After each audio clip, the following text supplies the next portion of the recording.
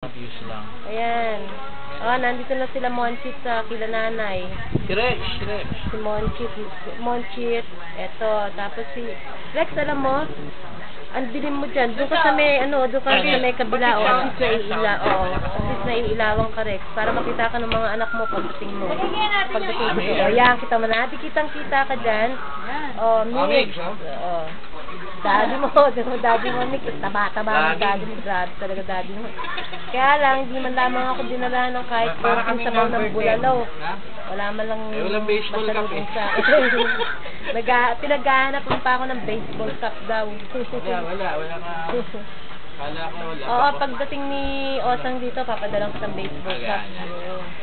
Saka sabihin mo kay Kuya Ito si Richard. Monty, Richard, para kay Rose, tsaka sa mga anak niya.